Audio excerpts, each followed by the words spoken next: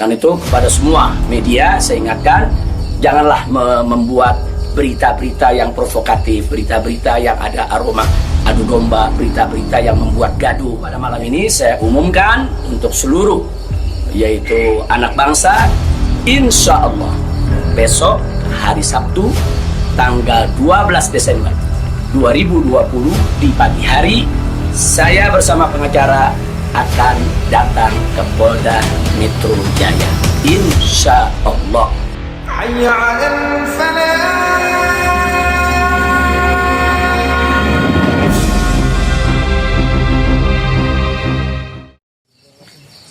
Assalamualaikum warahmatullahi wabarakatuh.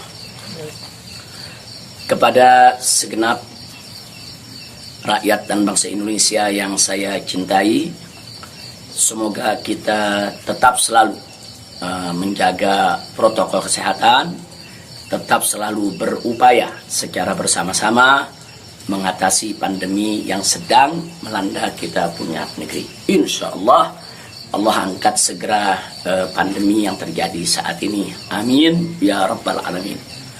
Nah, kepada seluruh masyarakat, dalam kesempatan ini saya ingin menyampaikan hal yang saya pandang amat penting sekali berkaitan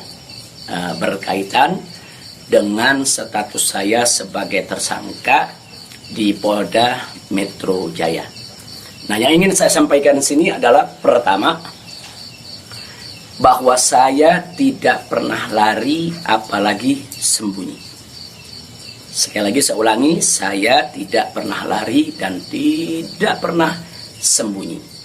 Karena selama ini pada proses pemulihan, saya lebih banyak duduk di Pondok Pesantren Alam Agrokultural Markas Syariat Megamendung.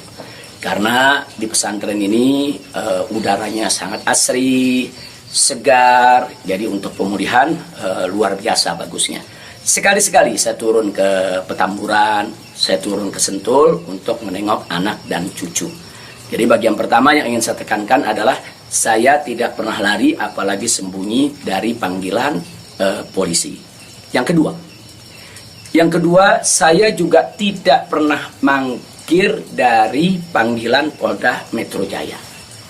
Nah, kenapa saya katakan saya tidak pernah mangkir? Pada panggilan yang pertama, yaitu hari Selasa tanggal 1 Desember 2020, ketika itu saya tidak bisa memenuhi panggilan, saya kirim pengacara. Pengacara datang ke sana, bertemu dengan penyidik, menyampaikan surat secara resmi, minta penundaan, dan alhamdulillah penyidik bisa memahami dan menerima.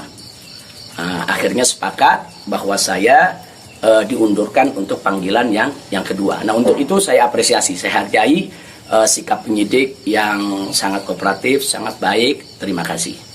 Nah, kemudian pada panggilan yang kedua, yaitu pada hari Senin tanggal 7 Desember 2020. Nah, ketika itu saya melihat posisi pemulihan kita memang masih perlu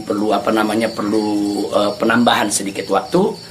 Dan lagi-lagi saya tidak mangkir, tapi saya kirim pengacara saya bertemu kembali dengan para penyidik.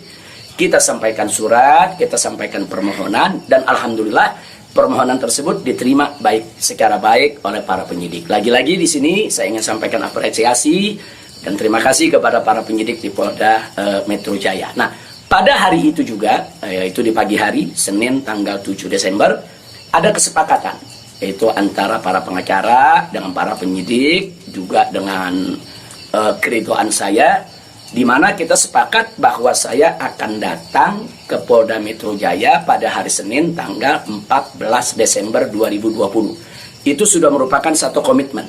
Nah, artinya komitmen kita akan datang, insya Allah sehat walafiat, tidak ada halangan lagi. Nah, ini yang perlu kita sampaikan, dan komitmen ini kita jaga betul. Karena saya akan selalu memegang komitmen dengan pihak manapun kalau kita sudah membuat satu kesepakatan, satu perjanjian. Nah, karena itu di sini yang perlu saya sampaikan juga pada hari yang sama, yaitu pada tanggal 7 di hari Senin tersebut, secara mengejutkan, sebagaimana kita tahu semua, di mana di siang hari Bapak Kapolda Metro Jaya mengumumkan tentang tragedi penembakan 6 Laskar FPI yang selama ini setia mengawal saya. Tentu ini satu peristiwa sebetulnya tidak ada sangkut paut dengan soal panggilan saya. Maka itu pada pagi hari itu saya tetap kirim pengacara, saya tetap mengurus urusan panggilan, karena memang kita tidak pernah sangka kalau penembakan itu berkaitan dengan Polda Metro. Karena saat itu kami masih mengira kalau itu adalah orang tak dikenal. Nah, ala kulihal, setelah itu yang mengejutkan kami pada hari Kamisnya, yaitu tanggal 10 Desember 2020, secara tiba-tiba Polda Metro Jaya mengumumkan saya sebagai tersangka. Ya, tentunya saya, para pengacara semua terkejut karena 2 panggilan sebelumnya itu saya masih berstatus sebagai saksi, dan itu pun belum sempat diperiksa. Rencana pemeriksaan tanggal 14 Desember, yaitu hari Senin yang akan datang ini. Nah, tapi karena memang pengumumannya begitu mengejutkan, pada hari Kamis tersebut saya sebagai tersangka, kemudian mendengar itu tidak benar kalau ada mengabarkan saya sembunyi, saya lari, tidak benar. Saya tetap berada di markas syariat Megamendung. Nah, begitu hari Kamis ada pengumuman semacam itu, Jumat pagi tanggal 11 Desember itu kita kirim lagi para pengacara untuk bertemu dengan penyidik, dan alhamdulillah terjadi pertemuan dengan penyidik. Nah, ditanyakan oleh para pengacara bagaimana komitmen yang hari Senin tanggal 14, apa itu batal atau bagaimana. Nah, kalau saya pribadi ingin tetap berpegang kepada komitmen, karena kita ini ustadz, dai, bergerak di bidang agama, tidak layak kalau kami itu membatalkan perjanjian atau suatu komitmen. Nah, kita dapat jawaban dari para penyidik. Kelihatannya mereka tidak mau menunggu sampai hari Senin, mereka minta lebih cepat. Nah, pada saat itu juga para pengacara minta kepada para penyidik, ya Habib Rizik siap dipanggil kapan saja, tapi tolong surat panggilannya dibuat, surat panggilan sebagai tersangka. Kami tidak pernah terima. Tapi kelihatannya para penyidik agak keberatan untuk mengeluarkan surat tersebut. Akhirnya terjadi kesepakatan, kalau begitu cobalah bagaimana caranya supaya Habib bisa lebih cepatlah ke Polda Metro Jaya.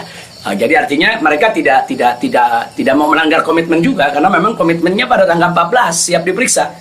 Nah, kita katakan melalui pengacara, kami bukan orang-orang yang suka ingkar janji, bukan orang-orang yang suka mengingkari komitmen yang ada.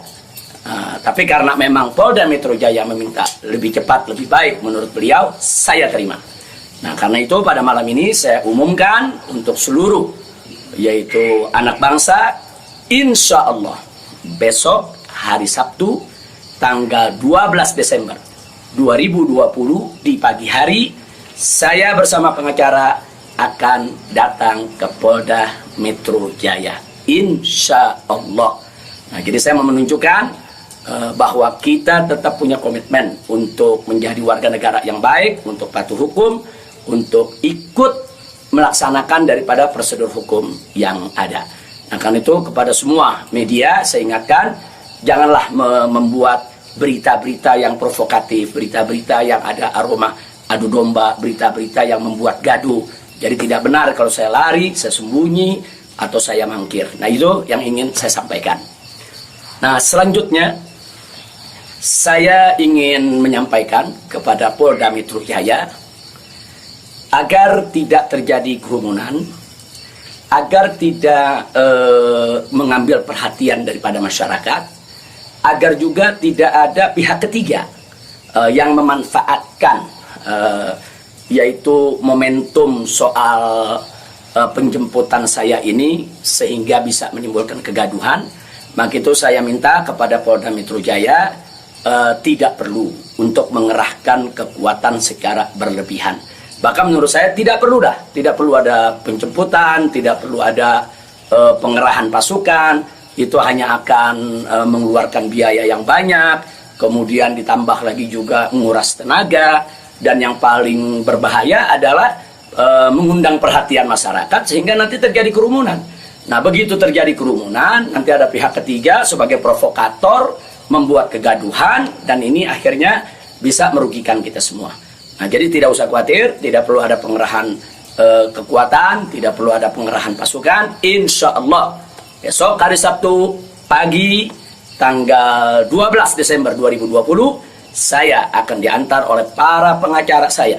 Nah, untuk memenuhi panggilan atau memenuhi yaitu panggilan atau rencana pemeriksaan yang akan dilakukan oleh Polda Metro Jaya sesuai dengan aturan yang berlaku. Nah, ya, yang berikutnya yang tidak saya lupakan kepada seluruh umat Islam. Kepada seluruh umat Islam, saya minta juga tidak membuat kerumunan. Nah, jadi jangan sampai mengganggu daripada proses hukum ini. Sabar, tenang, ikuti proses hukum ini dengan baik, sesuai dengan aturan yang ada. Banyak-banyak berdoa. Nah, mudah-mudahan semua berjalan dengan baik. Insya Allah Allah memberikan keamanan, keselamatan, kemenangan, dan lain sebagainya. Jadi tolong jangan buat kerumunan karena kita sudah punya komitmen. Bagaimana untuk tetap menjaga protokol kesehatan, bagaimana kita bersama-sama dengan semua komponen anak bangsa yang ada untuk mengatasi pandemi di kita punya negeri. Nah, jadi sekali lagi saya ulangi kepada Polda Metro Jaya, saya minta tidak perlu untuk mengerahkan pasukan, apalagi secara berlebihan, karena akan mengundang perhatian, mengundang kerumunan, bahkan bisa memberi kesempatan kepada pihak ketiga, provokator, untuk membuat kegaduhan. Nah, ini kalau ini terjadi, akhirnya kita semua rugi. Nah, tidak usah khawatir, saya pegang komitmen, insya Allah besok hari Sabtu pagi saya akan hadir di Polda Metro Jaya bersama para pengacara saya. Dan kepada umat Islam sekali lagi, jangan bikin kerumunan. Apalagi sebab kalau bikin kerumunan lagi nanti ada provokator, ribut lagi, gaduh lagi. Saya tidak mau ada kegaduhan, saya tidak mau ada kerumunan. Saya ingin pemeriksaan itu berjalan secara baik sesuai dengan undang-undang yang berlaku. Dan kepada masyarakat cukup doakan dari rumah agar saya, begitu juga para pengacara semua, diberikan kekuatan oleh Allah Subhanahu wa Ta'ala. Itu saja. Terima kasih. Jazakumullahu khairal jaza. Wassalamualaikum warahmatullahi wabarakatuh.